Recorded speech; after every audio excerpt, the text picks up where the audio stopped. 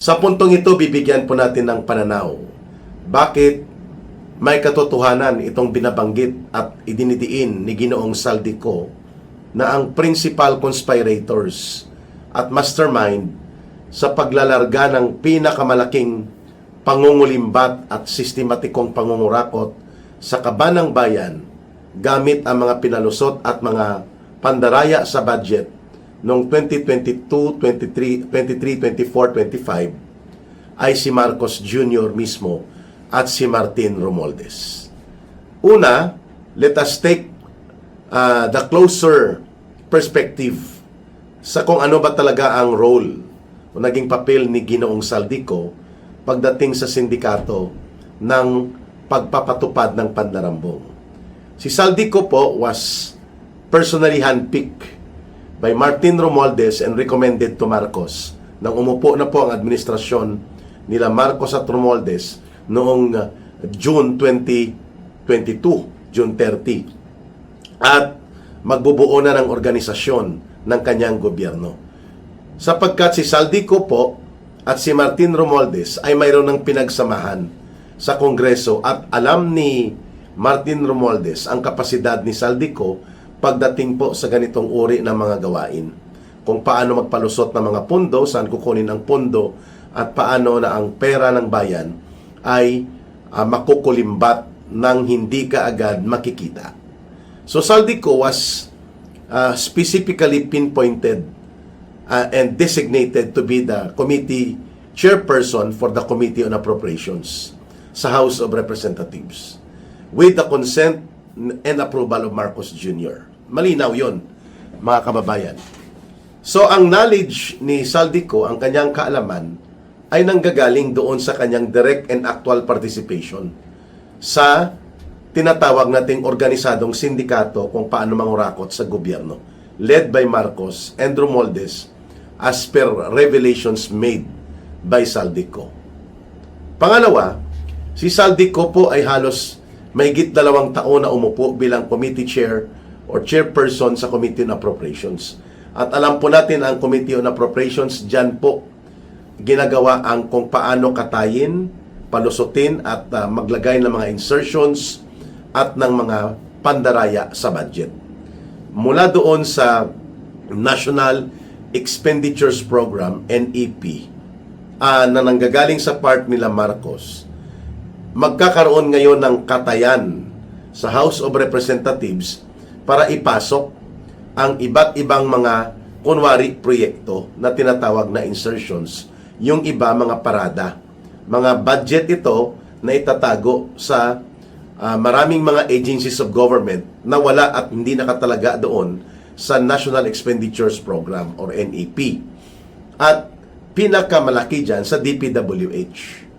Kaya naman po nung busisiin na ang Cabral Files ay hundreds of billions of pesos. Umabot po sa mahigit 1 trillion pesos ang mga cumulative, yung natipon na mga pondo na ipinasok sa DPWH na wala originally sa NEP, National Expenditures Program 2023, 2024, and 2025. Meaning, hindi yan magagawa ni Saldico na siya lang. At hindi rin po yan may papalusot ni Saldico kung hindi po kasabwat ang organisadong operation sa House of Representatives at walang basbas ni Martin Romualdez. At itong ginagawa ni Martin Romualdez, hindi rin po yan mangyayari kung hindi po yan consulted kay Marcos Jr. Sapagkat babalik yan kay Marcos Jr. ang anumang produkto ng budget cycle na ito sa House of Representatives at sa Senado, babalik yan kay Marcos Jr. Siya ang magpipirma ng tinatawag na General Appropriations Act. Mula sa National Budget Bill, magiging National Appropriations Act or General Appropriations Act. So makikita at malalaman ni Marcos kung may mga nawala o isiningit. Sapagkat hindi naman po 10 piso ang mga isinisingit dyan. Hundreds of billions of pesos. So dyan pa lang makikita na natin mga kababayan na ang pattern and circumstances of conspiracy ay nagsisimula kay Marcos.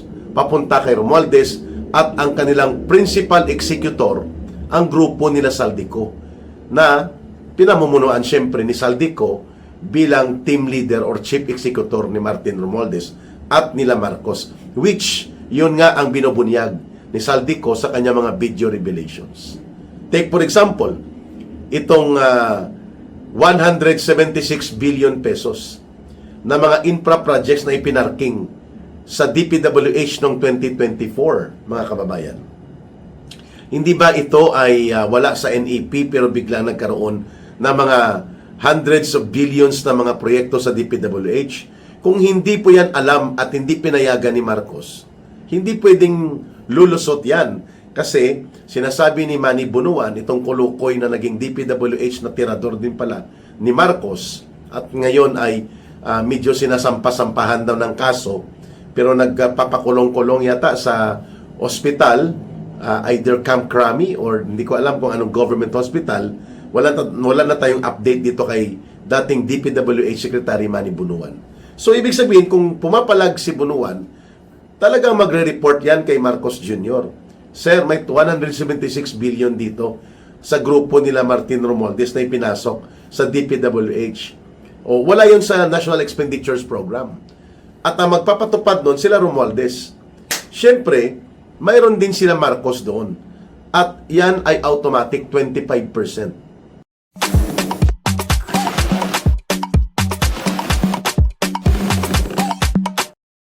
Kay Marcos din, mga kababayan. 1/4, yun ang sabi ni Saldico. 25% kay Marcos yan.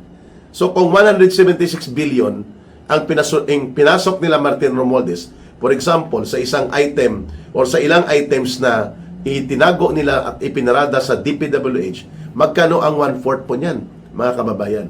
So, i-divide mo yan, kulang-kulang po yan sa mga 40 billion din or sumahigit 40 billion din ang kay Marcos dyan. At alam na ni Martin Romualdez at nila Saldico paano yan ipartida. So kung may 40 or 45 billion dyan na para yan kay Marcos Jr., ang mag-implement niyan DPWH, automatic po ang cash advance niyan kay Marcos is 10.5 or 11 billion. Yan ang computation ni Ginong Saldico. Bahala na kayo dyan sa iba, basta out of the 176 billion na isiningit at in-insert, ang 11 billion or more or less 11 billion cash advance yan para kay Marcos Jr. Kaya nakakalusot ang insertions kasi kung totoo na hindi alam ni Marcos Jr. at hindi kasabwat ang kanyang mga tauhan at ang kanyang mga inilagay sa DPWH at hindi papayagan ni Marcos, papalag yan ang DPWH, papalag din ang Department of Budget and Management. Sasabihan nila si Marcos, Sir, Mr. President, hindi po natin yan na programa ang 176 billion. Pero hindi, tumahimik sila. And I'm talking about only yung naibulgar lang ni Saldico na example na 176 billion, 2024 budget yata ito, or 2023 budget. Kay Martin Romualdez lamang yan. And we're talking not only of the flood control, mga kababayan. Marami pa silang itinago doon sa unprogrammed appropriations na yan ngayon po ang binubuksan sa oral argument sa Supreme Court. Bakit hindi ilalagay sa itemized portion ng mga budget na malinaw item A at ano ang specifications nito? Bakit itinago lump sum? Umaabot po sa mga 400, almost 500 billion pesos sa unprogrammed appropriations, walang specification saan ginamit. Pero inamin na yan ni Marcos na dyan kinukuha ang mga sinasabi niyang flood control projects dahil hindi daw niya alam na yan ay pinagnanakawan. Oh, come on. Pinirmahan niya eh. Kayon mag-a-acting-actingan siya na napalusutan lang siya. Yan pong narrative nila, napalusutan siya. Eh kung napalusutan ka pala, bakit mo ginawa ito ng paulit-ulit? Nang mula 2023, 2024, 2025 budget. At saka pa gumalaw si Marcos para kunwari i-isolate niya ang sarili niya at nagkukunwari siyang mag-iimbestiga siya ng pumutok ang maraming mga pagbabaha na bumiktima ng libo-libong mga kababayan natin at napatunayan na yung sinasabi nilang 5,000 plus flood control projects ay wala talaga palang mga proyekto. Kung mayroon man ay substandard at karamihan ghost. Paulit-ulit na pinupunduhan pero walang proyekto, hindi natatapos. At saan yun kinukuha? Ay ibinulgar po yan sa House of Representatives mismo na doon yun hinuhugot sa unprogrammed appropriations. And let us not forget na ang unprogrammed appropriations, mga kababayan, ang nagpaparelease po niyan with approval of finality ay Presidente. And on the list of the unprogrammed appropriations, more than 4,000 flood control projects na unprogrammed naka-charge from 2023, 2024, 2025, pinarelisa ni Marcos ng pondo. Ngayon sasabihin niya na hindi niya alam kung paano nangyari ang ganitong uri ng dambuhalang iskandalo ng sistematikong pangungulimbat at pangungurakot. Marcos Jr. and Martin Romualdez are the principal conspirators and they are also the mastermind. Saldico is the chief executor during that time. Ang role niya, magbuo ng mga team like sila Dong Gonzales yan, sina Garjola, sila Momo, sina Kimbo, at mga kasabwat nung tinatawag na small committee na bahagi po dito sa binuo ni Martin Romualdez. Pero hindi rin po ito lahat mapapalusot nila Saldico kung pagdating sa bicameral committee conference, walang sindikato na nagaganap. Kaya may pananagutan din po dyan si Chis Escudero at sila Mig Subiri. Kain na! Kain na! Kain na! Paulit-ulit na lang? May iba naman! Nesty na yan! Bottomless sa gana, bottomless sarap! Kain! Nesty Bottomless Wow! Wala pa ba? Asan ba yan si Fred? Yun na dapat ang Kasi during their time na ilulusot po pati sina Sani Angara na nakaupo at bumubuo ng bicameral. Yung Senate and House, pati si Grace po, na ipapalusot nila ito lahat kasi hindi lang po ito House of Representatives. Pero ang gumagawa ng katayan, House of Representatives, ang mga senador pumapasok lang at nagbibigay ng kanilang sariling mga insertions. Kaya nga itinuro ni Katonyeng at ni Jerry Baha na si Ontiveros, may mga insertions din na umaabot ng halos 3 billion pesos. At may mga allegedly, may mga flood control project siya na hindi may pakita saan ito. So, it's not just Saldico, kundi si Chis Escudero at sila Mig Subiri ay pumayag din po na katayin ang budget na ito. Sabi nga ni Senator Amy Marcos at nila Senator Bato de la Rosa, nang makita na nila ang final version ng General Budget Bill na ipapadala kay Marcos, nagugulat sila bakit wala ito at hindi namin nakita ito sa bicameral. Ibig sabihin po, pagkatapos ng bicameral conference, yung technical working group doon na isinisingit. At pinapayagan ni Martin Romualdez at nila Escudero at Subiri na i-transmit na yun kay Marcos. Doon na po ang final transmittal. So kaya nga nabuking ito ni Pangulong Duterte na may mga butal-butal ang budget. Dahil nakita niya na ang technical working group siguro ang nag-fill in nito na mga items na ito. Kaya ilang beses nila ginawa yan. Nasa bicameral, may hilutan doon, papasok ang insertions ng mga senador, pero ang technical working group, yung ibang itinago na kinatay nila na mga insertions at mga parada na budget, boom! Sa technical working group, after the BICAM, napirmahan na yan ni Martin Romualdez at ni kung sinong nakaupo na Senate President, i-transmit kay Marcos Jr. Doon na po. At kung totoo ang sinasabi ni Marcos, na hindi niya alam ito, ay bakit pumipirma siya? Kung tutuusin, pwede naman niyang ito ay i-veto o ipabalik sa Kongreso. Hindi ko yan budget. Kasi dumaan yan sa National Budget Committee. At ang National Budget Committee ang bumubuo ng National Expenditures Program na nanggagaling po sa budget ng Presidente at ng buong gobyerno. Nakikita niya yan pagbalik doon. At mayroon siyang mga financial, economic, and technical support consultants and team na nagre-review niyan bago niya pirmahan. Hindi naman po yan, unless sinasabi niya, dali nyo na dito, okay na yan. Itinawag na ni Martin Romualdez sa akin yan. So, mga kababayan, dapat lang po na maulit at mabalikan ang ganitong proseso sapagkat maraming grupo ang nagkukunwari na parang lahat ay nangungurakot. Kung nangungurakot ang lahat, hanapin natin sino ang pinakamalala na may pananagutan at doon tayo magsimula ng ating pananagutang paniningil and then isunod natin ang pananagutan ng iba pang mga nasasangkot. Subalit, hanggang ngayon po si Martin Romualdez hindi ginagalaw ni Marcos at ni Boying Rimulya sapagkat pwedeng isiwalat ni Martin Romualdez ang lahat ng mga binabanggit ni Saldico can be corroborated by Martin Romualdez.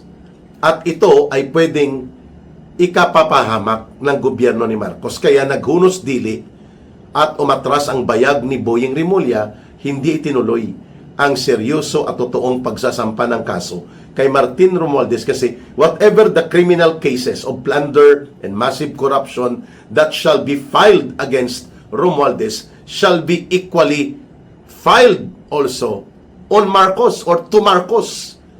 Dahil iisa lang sila ang tuhog. At marami pa ito, hindi lang ito flood control projects. Mga sindikato sa smuggling, sa agriculture, sa Department of Agriculture, bigas, asukal, mga karne, ang itinuturo ni Saldico, involve ang buong pamilya ni Marcos Jr.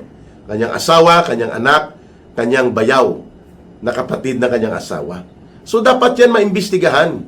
Kaya nga hindi pumapayag si Marcos na magkakaroon ng isang independent Senate na may isang matatag at matino na Senate Blue Ribbon Committee which is an oversight and accountability committee na pwedeng magbusisi sana nito. Yun. Kaya alam na natin, mga kababayan, ito po ang ibig kong sabihin sa atin na dapat malinaw kung saan ang principal na pananagutan. Kanino po ito magmumula? Kanino po dapat sisimulan ang investigasyon? The principal accountability and the principal source ng kaguluhang ito ay kung ano po ang totoong kalagayan ngayon ng ating bansa dahil po ginawang sindikato ni Marcos at nila Romualdez ang buong budget ng Pilipinas at kung kaya hindi makapalag si Marcos dahil principal conspirator, principal author sila ni Marcos at sila Martin Romualdez kung papaano po naging sistematiko ang pangungurakot sa buong bansa. At ito ay dinadaan sa kung paano kinakatay ang ating buong budget. Kaya mga kababayan, isa-isahin po natin yan sa paglalatag at nakikita na natin na ang impeachment trial ni Vice President Sara Duterte ay gagamitin po ni Martin Romualdez at ni Marcos para ito ang magiging diversionary nila, mga kababayan. At maipokus at mailihis mula kay Marcos at Romualdez ang pananagutan. Okay? So mga kababayan, sana po ay nakita natin ang tamang pagtingin na kung bakit ganito ang kaguluhan sa Senado na ginawa ni Marcos at ganito din po ang kanyang pagpupumilit na gamitin si Boying Rimulya at iba pang ahensya at institusyon ng gobyerno sapagkat ginawang full criminal syndicate of plunder and corruption ni Marcos Jr. at ni Martin Romualdez ang buong gobyerno. And they're trying to do damage control by shifting the focus of the narrative laban dito kay Sara Duterte sa impeachment trial. Hindi tayo dapat mawawala. Hindi dapat tayo mapanghinaan ng loob. Mga kababayan, maraming salamat sa pakikinig at panunood. Ituloy-tuloy ko po itong diskusyon na ito. Mabuhay po kayo at maraming salamat sa pagtitiwala at pagmamahal ninyo sa ating advocacy. Muli, mahalin natin ang bansang Pilipinas. Walang ibang magmamahal nito, kundi tayo ring mga Pilipino. Para sa Diyos at sa Pilipinas nating mahal, may God bless everyone. May Allah will be with those who are Muslim brothers and sisters. Maraming salamat muli mga kababayan at mabuhay po kayo. Bye for now. Ito po si Ka Eric